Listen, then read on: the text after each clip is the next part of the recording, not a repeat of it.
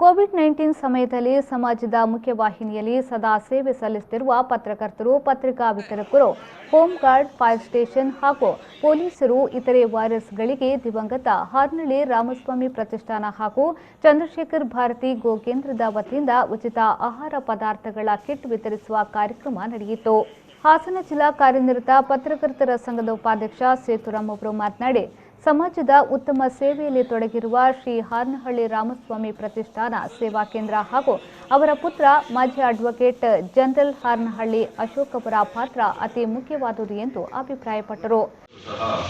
ಈ ಕೋವಿಡ್ ಸಂದರ್ಭದಲ್ಲಿ ನಮ್ಮ ಮಾನ್ಯ ಶ್ರೀ ಅಶೋಕ್ ಹಾರ್ನಹಳ್ಳಿ ಅವರ ಮಾರ್ಗದರ್ಶನದಂತೆ ಹೋಟೆಲ್ನೂ ಸಹ ನಾವು ಈ ರೀತಿ ದಿನಸಿ ಪದಾರ್ಥಗಳನ್ನು ಹಾಕಿ ಶ್ರಮಿಕ ವರ್ಗ ಮತ್ತು ಕಾರ್ಮಿಕರು ಯಾರ್ಯಾರಿಗೆ ಅವಶ್ಯಕತೆ ಇದೆ ಅಂತವ್ರು ಎಲ್ಲರಿಗೂ ಸಹ ನಾವು ತಾಲೂಕಿನಾದ್ಯಂತ ಸಂಚರಿಸಿ ಎಲ್ಲ ಕಡೆಯೂ ತಲುಪಿಸಿದ್ವಿ. ಈ ಸಲಿನೂ ಸಹ ಮಾನ್ಯ ಶ್ರೀಯುತ ಅಶೋಕ್ ಹಾರ್ನಹಳ್ಳಿ ಅವರು ಸೇತುರಾಮ್ ಅವರು ಮಾತಾಡಿದಾಗ ಆಯ್ತಪ್ಪ ಮಾಡೋಣ ಅಂತ ಹೇಳಿದ್ರು.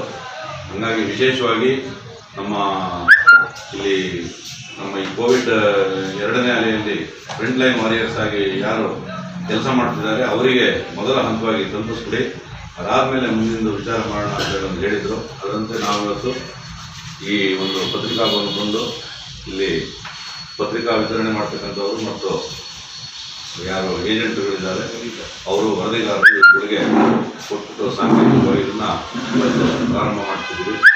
ಈ ಒಂದು ವಿಷಯವನ್ನು ತಿಳಿಸಲಿಕ್ಕೆ ನಮಗೆ ಹಾರ್ನಹಳ್ಳಿ ರಾಮಸ್ವಾಮಿ ಚಾರಿಟಬಲ್ ಟ್ರಸ್ಟ್ ಮತ್ತು ಭಾರತಿ ಚಿತ್ರ ಗೋಶಾಲೆ ಇದರ ಸಹಯೋಗದಲ್ಲಿ ನಾವು ಮಾಡ್ತಾ ಇದ್ದೀವಿ ಅಂತ ಹೇಳೋದಕ್ಕೆ ಬಹಳ ಸಂತೋಷ ಆಗ್ತಿದೆ.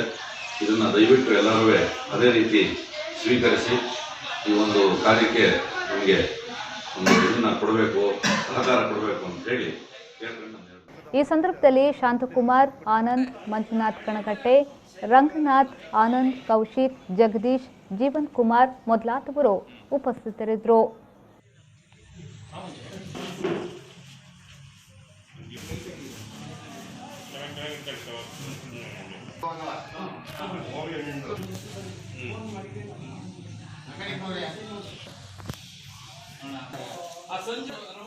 ಯೋಗೇಶ್ ಬಿಜಿ, ವಿ4 ನ್ಯೂಸ್, ಹಾಸನ.